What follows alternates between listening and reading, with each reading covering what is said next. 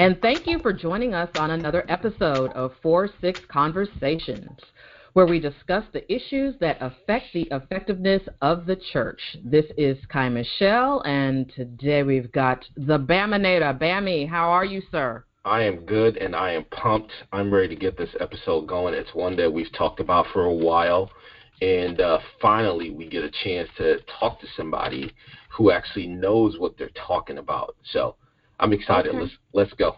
All right, well, let's go. Who we talking to? What we talking about?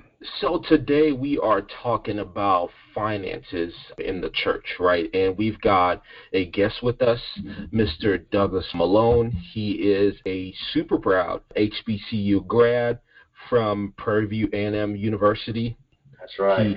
He's been doing this financial advisor work for over a decade, comes from a large family, and as a result had to learn really quickly how to manage his resources, paid off his debt in a short amount of time once he made up his mind and got dedicated to it. He's also licensed with a Series 66 and a Series 7 license. Not only is he a financial advisor who has studied this and knows what he's talking about, but he is also a deacon. So he understands faith. He understands the intersection relationship between money and faith. And so we're glad to have him to help us engage in this dialogue and understand how these two ideas come together. So I'm just so excited. Mr. Malone, thank you. Welcome aboard. We are glad to have you, as we say in the number. Yes, sir. How you doing, Mr. Malone? I'm doing great. Thank you guys for having me. Not a problem. Thank you for coming and sitting with us virtually as we go forward. We're in the middle of a pandemic right now. There is some serious financial crises going on around America right now. Around the world.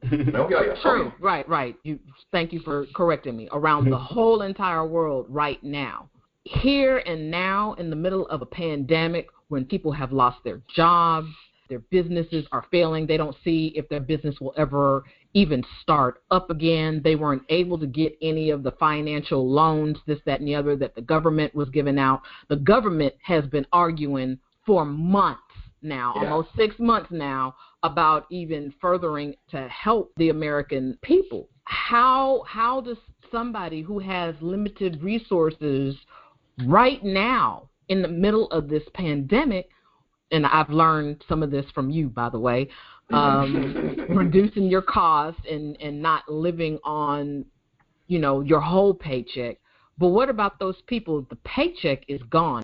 Ain't no paycheck coming in for millions around, there are people I was watching the news, food banks are doubling what they normally are doubling. People are just trying to eat. And come January, this thing about rent, that the federal government had put in, there are going to be, I don't know how many, maybe even 1 million or so people that they are now out of where their shelter, and we're talking about basics, food and shelter, and people are struggling right now, food and shelter.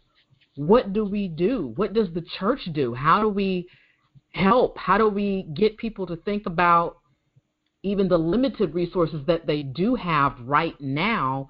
What can they do? What should we do? In the short term, things are gone from you, okay? I mean, I wish I could tell this as a third-party story, but I can tell it as a first-party story. All right, I mean, you lost your income, okay? You've lost your vehicle. You don't really have anywhere really to stay right now. Yeah, hope maybe a relative will take you in. And worse than that, guess what? It's not just you. You got kids depending on you. Yeah.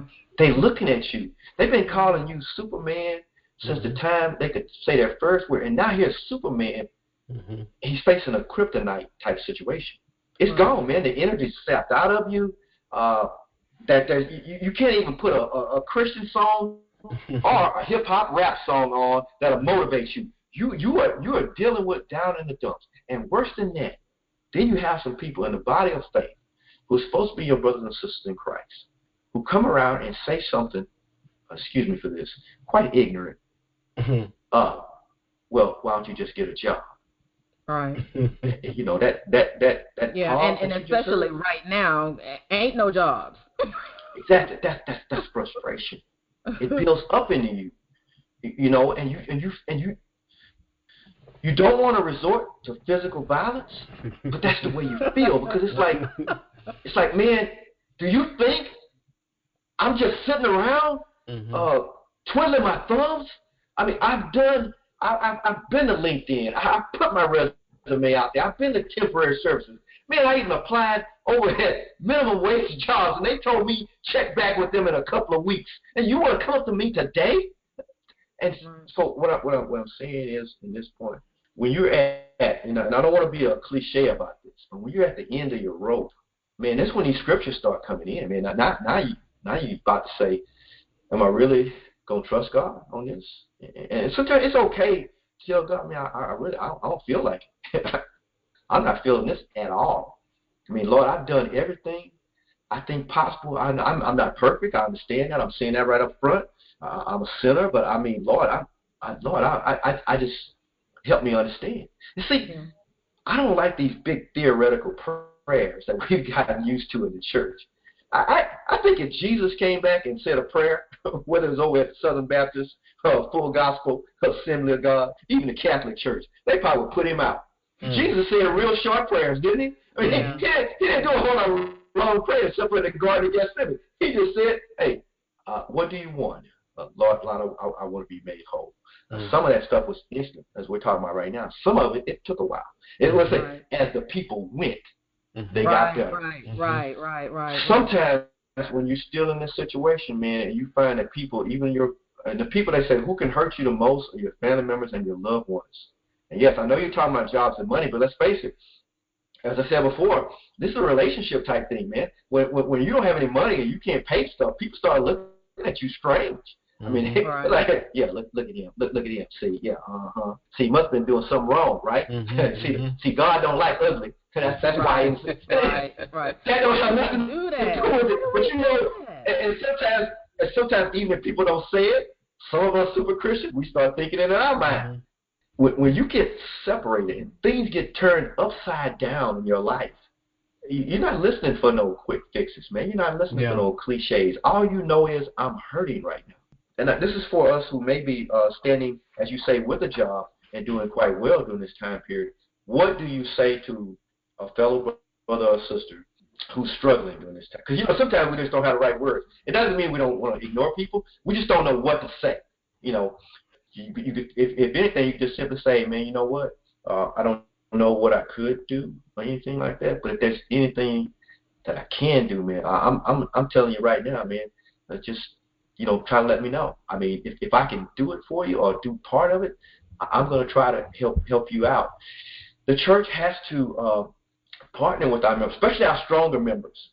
See, if somebody's way in the back of the church, they only come on Christmas, Mother's Day, and Easter, and they come up to the church because they're having a hard time, you might say, well, hey, cut that brother $500. But I can tell you right now, most of the stronger people, they're not going to tell you.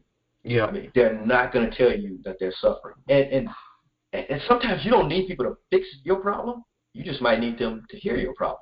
And sometimes they'll tell you, hey, man, you know what?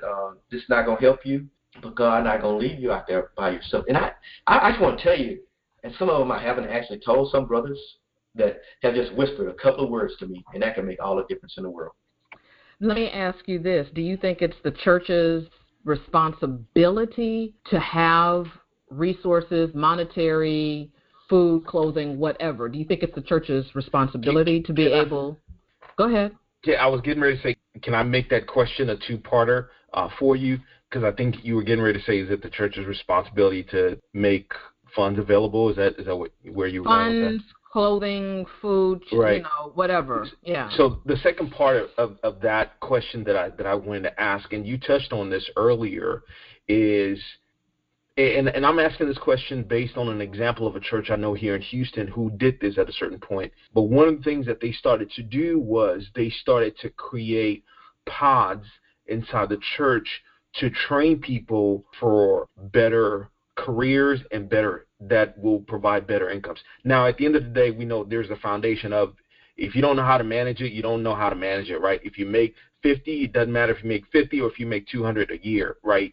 If you don't know how to manage it, you won't know. But I'm also thinking, just like I said, as the second part of KyMichele's question, is it the church's responsibility to have those career fairs? This particular church, what they did was they broke out pods of people in different careers, right? So they had a pod for healthcare, they had a pod for IT, they had a pod for banking, they had a pod for education. And what they did was they would bring in different people to speak on the different career opportunities. And from that, it also led into like training sessions where they had people so for example, they had a guy who had been doing IT for 10, 15 years. He started to do trainings for people who wanted to go into the IT field. Because when we talk about the church and we talk about the body, right, there's got to be practical things that we need to be doing, right? It's not just hey, brother, I'm praying for you. God's not going to leave you. God's there for you. He'll get you through it. Right. What we're basically talking about is an ex-church. Yeah. Oh, you mean the way church is supposed to be? Okay, I'm sorry. The early church, what they said in the Bible, in Acts. Yeah. So basically we're asking, I think, what is the church's responsibility in helping in these instances? We're talking about basic resources that are needed, and then also the training.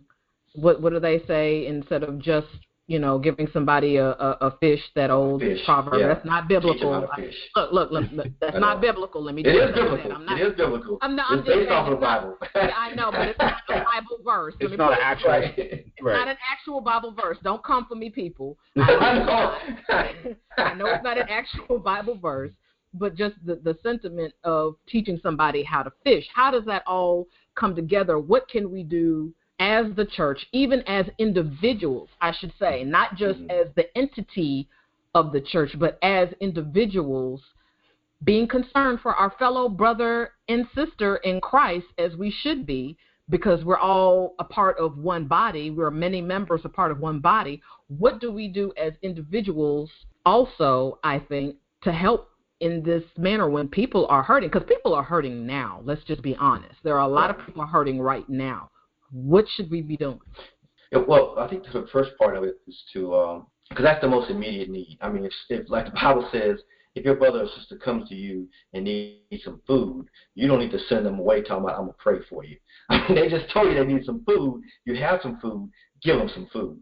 So if in the church, I think, and really even to that first one, it's a two-part thing. There are some members of the body, because of, and people may say pride, I don't know if it's pride or whatever, they just may feel like, I'm not going up to bother my church family about my personal issue. Okay, that's me. I won't do that.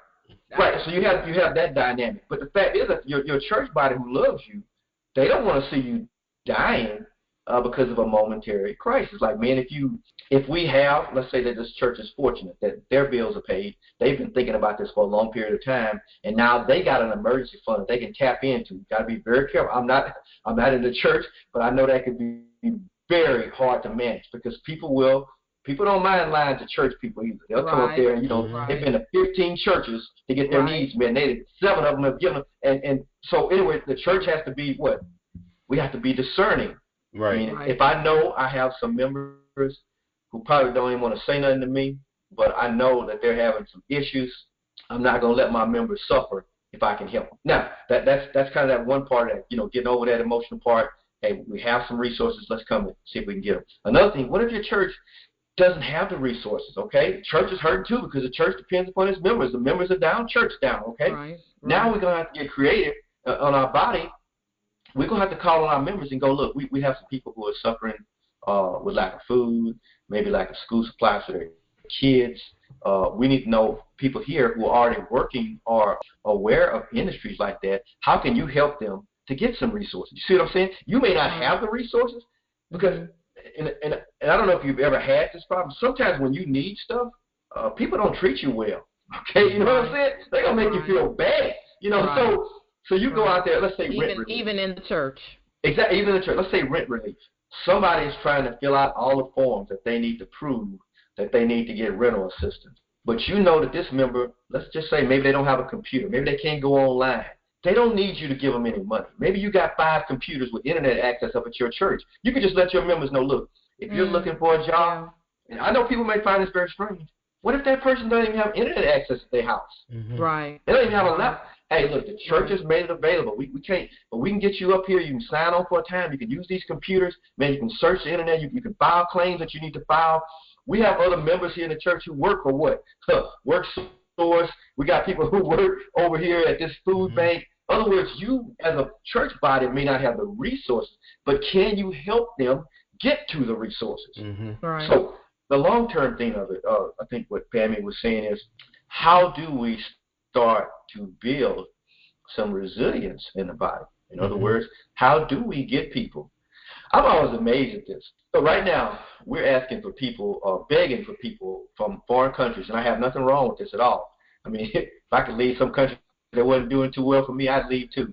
But how can we ask for people? I'm serious. A lot of people talk about, I can't believe people immigrate here. Look, I immigrate here. I mean, if my country's not doing it and they let me out, I'm out. Peace. But what I'm saying is, how do we have 100,000 a year plus jobs down in the medical center, IT-related positions, oil and gas-related positions, and they're putting these things out there on Indeed. And I know, sometimes they may already know who they're going to hire. They just kind of did that through formality. But there is a harvest still out there, okay?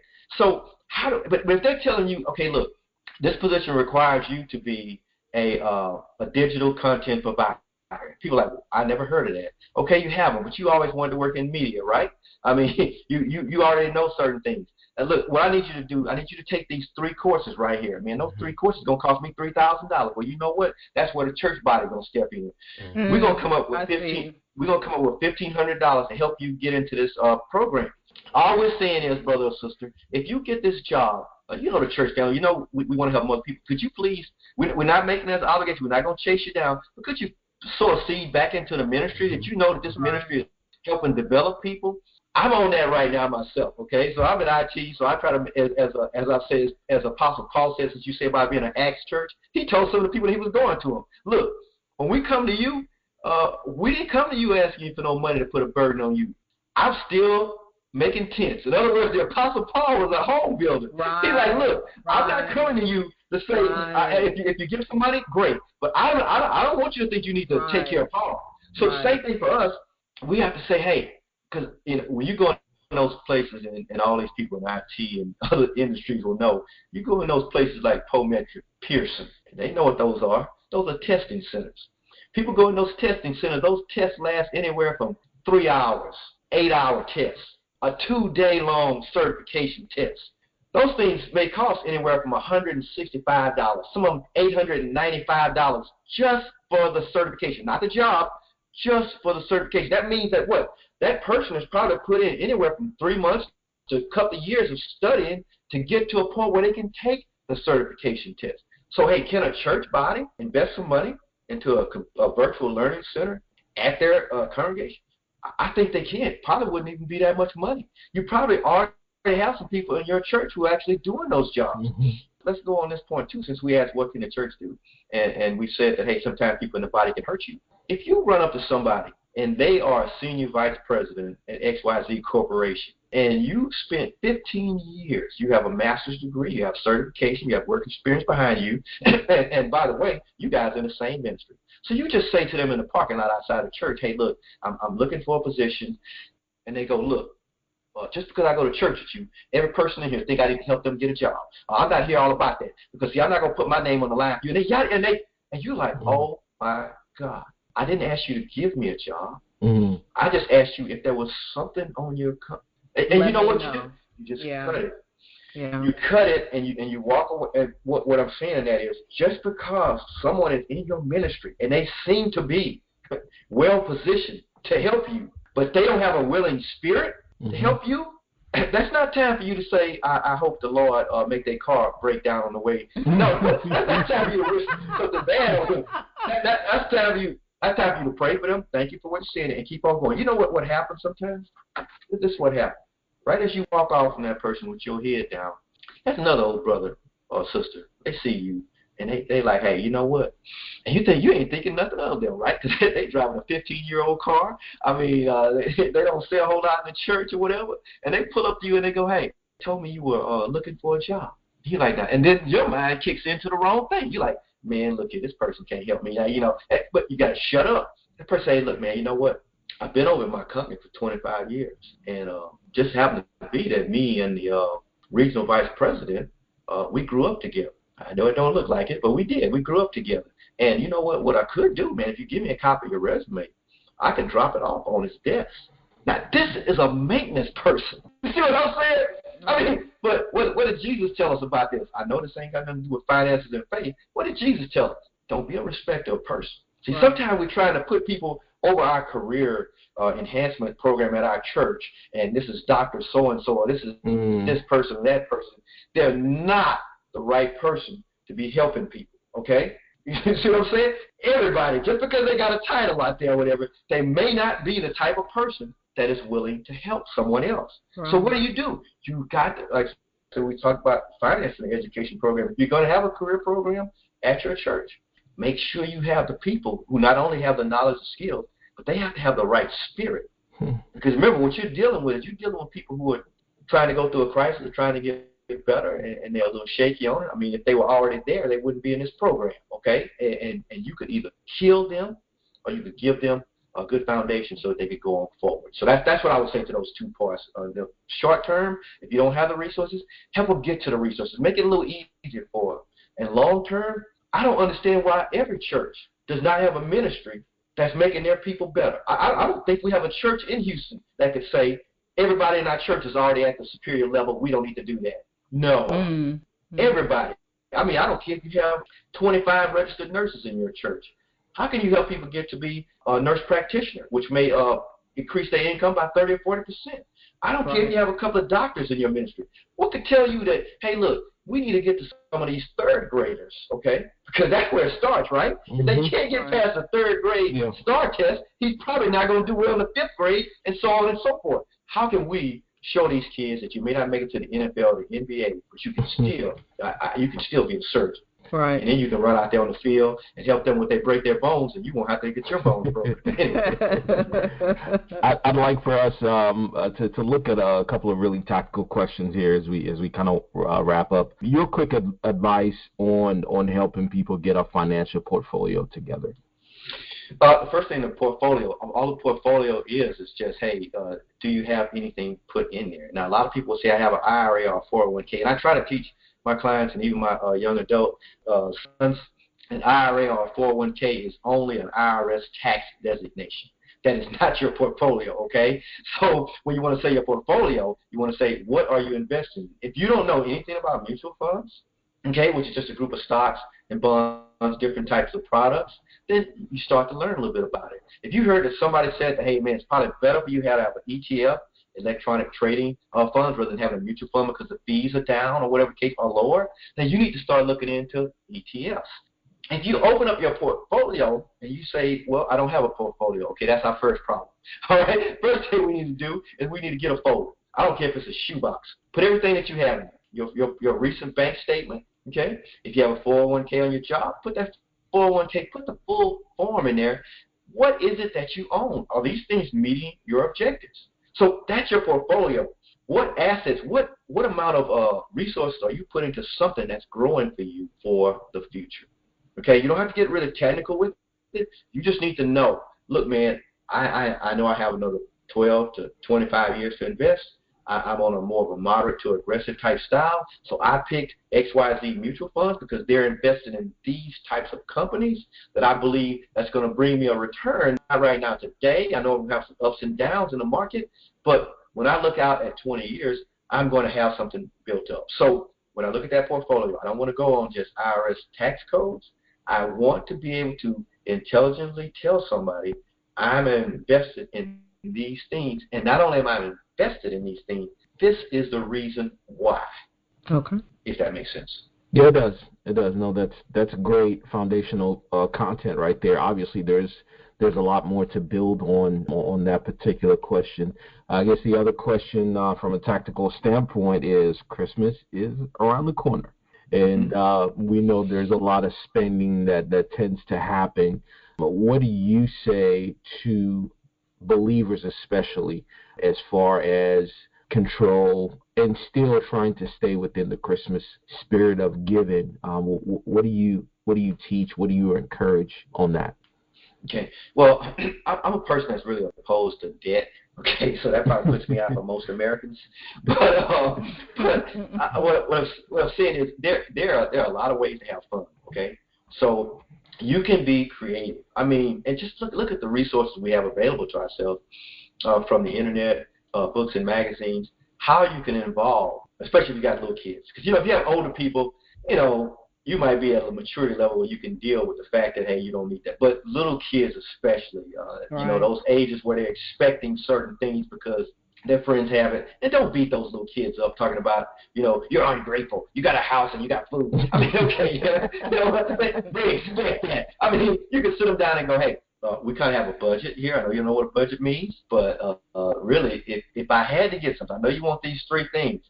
But what's the most important thing for you? So hopefully if you can get that, some people may be in a pandemic where they can't reach any of those type of things. And even for those people, I would say look at all the programs that they do have. I mean, once again, like Toys for Tots. They have a Toys for Tots. Yeah, but right. If they have something at the Red Cross, I mean, and that can get your baby a toy or a gift. I mean, put your name on that list. There's nothing wrong with that. I mean, it's not about you right now. Okay, it's about your child. We can say all thing about it's about Jesus. We understand that, but it's also a very hyped up season of giving, and we want to teach our kids not only how to receive, but how can they give, and then we can make activities. I mean, let's face it. One of the things I love about the holidays is the fact that a lot of stuff stops. Okay, work stops. School stops. I mean, take that time and nurture that time. I mean, do little special things. I mean, I know it's a pandemic this year. We can't do a whole lot of stuff.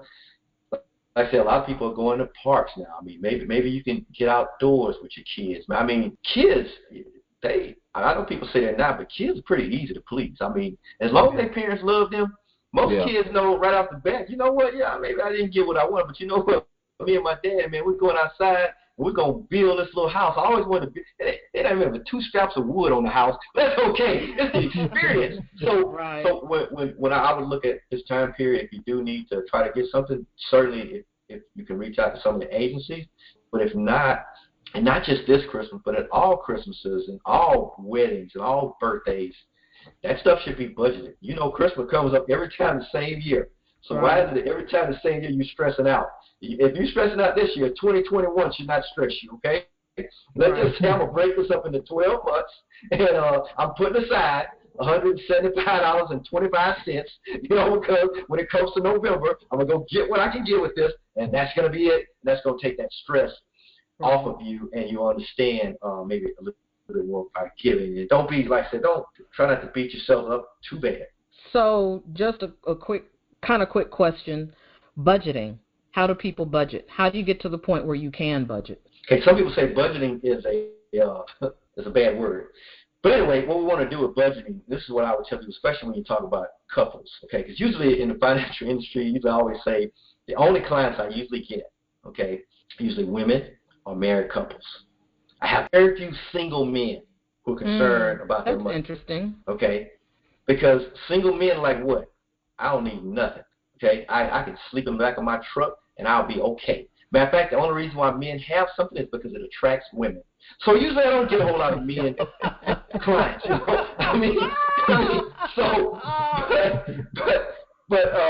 women, on the other hand, women are worried about security. Okay.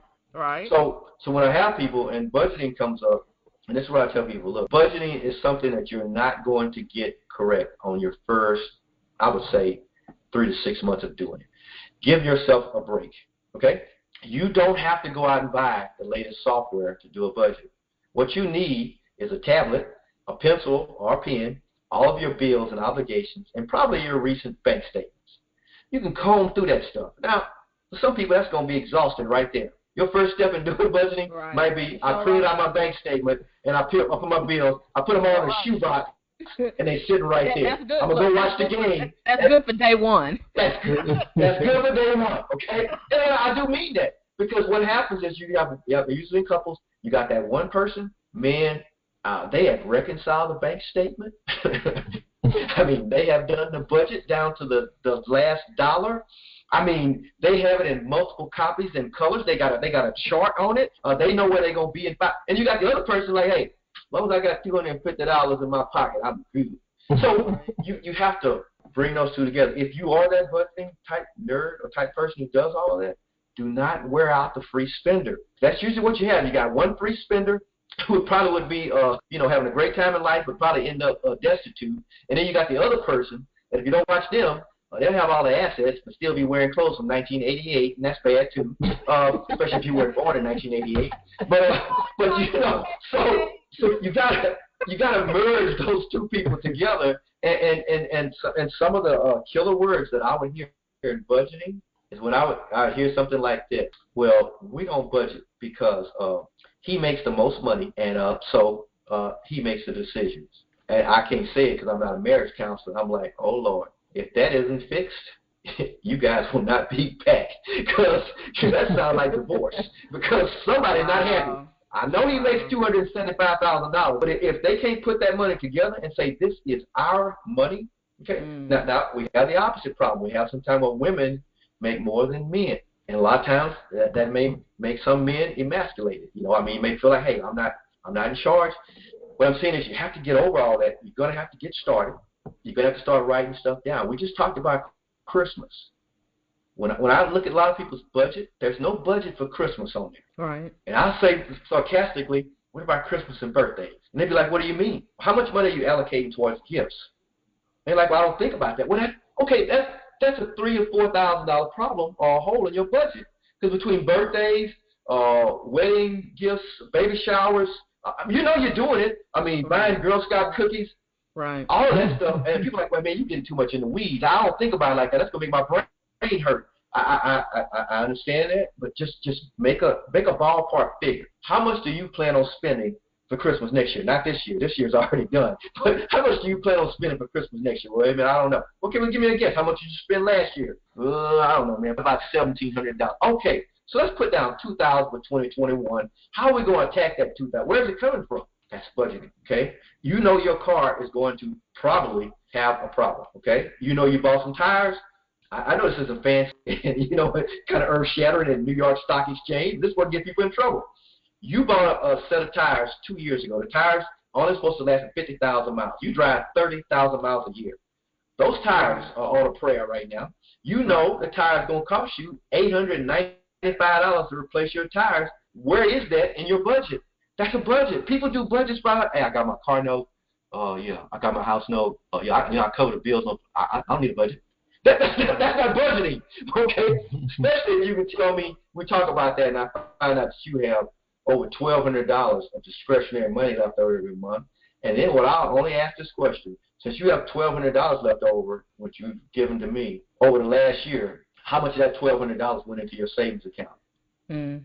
Now, if you tell me, you start shaking your head like none of it, then we got a big hole in your bucket. We need to find out, where is this $1,200 going? I mean, I don't know where it's going, man.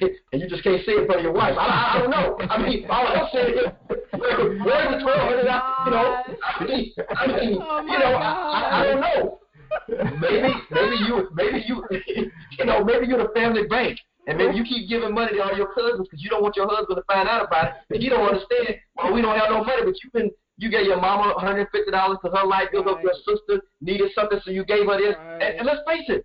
That's real life, especially if you, in most cases, especially in the African-American community, you are that one person who, went on to college, you have a good job, you live in a nice house, so everybody feels like you can give them, Right. I mean, come on, man. I'm behind on my car note. Can't you slide me $500?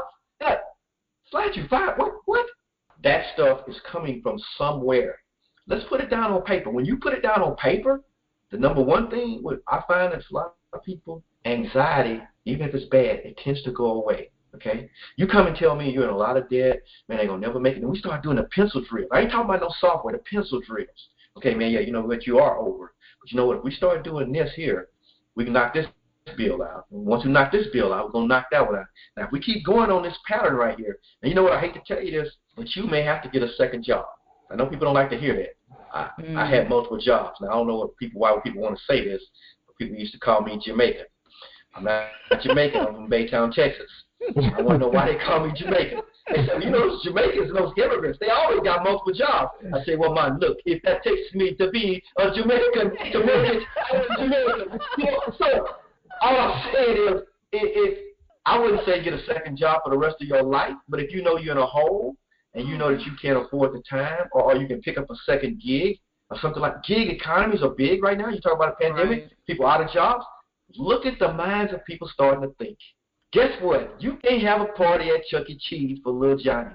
What we're going to do now is we're going to have a drive-by party for Little Johnny. Right. And guess what? People have started businesses by putting stuff out in people's yard that says, happy birthday, Little Johnny. And those little things are not coming cheap. Yeah. Right. I'm saying people are thinking. People are like, oh, my God, man, you know what? I'm pretty good with appliances. And they kicked me out of my job. I then went on YouTube. I studied some stuff, man. I took a couple of courses. I'm put my card out there at Home Depot and Lowe's and let people know, hey, man, if you need appliances installed or fixed up, hey, this is what I charge. You see what I'm saying? I'm not trying to make this a rosy picture, but sometimes when we get in a tight, we start thinking. Okay, now, I printed out something in the story that we don't talk about a lot in the Bible. They talk about the parable of the shrewd manager. And some of us, most preachers, they say they can't even preach it because it seemed that the guy was just dirty. All right, this guy, he's working for this man, supposed to be collecting money. What he collecting? Right. And the man told him, look, I'm going to fire you. What did that guy do? He got busy. Right. He started saying, how much do you owe my master? You see, you get the picture. When we get in a crisis, as we talked about earlier, somebody's in a pandemic, things are not going well. Economically, yes, you start feeling bad. But sometimes some of us, we start thinking. And I heard this once before, and it was Thomas Edison. He said, every man ought to have his own laboratory. And I'm sure that was women too, but they did. But every person ought to have their own laboratory. And what do you mean by that? You ought to have something you're working on right now. I'm amazed from being on different jobs how many people have access to Microsoft Office and they haven't mastered anything on it. You ain't mastered Excel. You can't do pivot tables. You ain't mastered Word. You can't do no mail verbs. I mean, you've been doing this the last 20 years. You never thought that maybe you should go get certified and start. Get your own laboratory.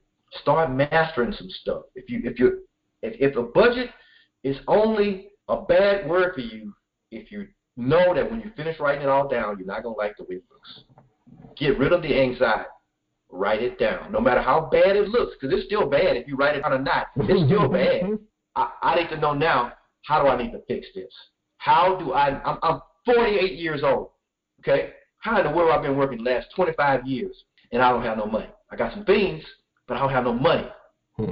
Sometimes you got to get fed up. And when people get fed up and they get mad, I'm not talking about publicly, I'm talking about privately. They went into their prayer closet and they told the Lord, Lord, you know, I ask you for nothing. You've been too good to me already. I make way too much money to be in this. It's got to stop. All I'm asking you, Lord, is help me. Help me find the strength to take that shaky hand and write down, I'm paying what? $857 on a car note for the what? Next 84 months. Right. You know what? Right. I'm about to drive this thing back over to the lot. Like, that's going to affect your credit. Yeah, it might. But you know what? I'm not going to pay this amount of money. I'm not picking on anybody if they're in that situation. I'm just saying you have to write it down on a budget. Got to get started. Wow. All right. Any questions, Bammy? I'm good. Okay. I've gotten my own financial management course today. All right. Well, Mr. Malone, sir, thank you so much. We appreciate you coming. I think we need to do a part 2. I think we need to continue this conversation. Are you willing to have another conversation with us? Sure. If you guys are willing to have me, I'll certainly be there. All right. So one of the things I want our listeners to know is that we will have his information on our social media. We'll also have it in our description box for YouTube so that you can get in contact with him. Douglas, is your license for Texas only? It's for Texas only right now, but right now it's just for Texas. Okay, so just so that our listeners know, if you are in Texas, he can help you put faith and finances together. What you got to say, Bammy? I have to say this has been just incredible. This is a conversation that KyMichele and I have been talking about in the background for a while. So just kind of getting started on the intersection with the church and faith, finances and faith, has been pivotal. But I am looking forward to the second episode, the second piece of this. I think we've got a lot more great content to learn from you. So thank you, everybody, for joining us this session. We look forward to having you again next week as we continue this conversation around faith and finances with Mr. Douglas Malone. Until then, this is Bammy and KyMichele, and we are out.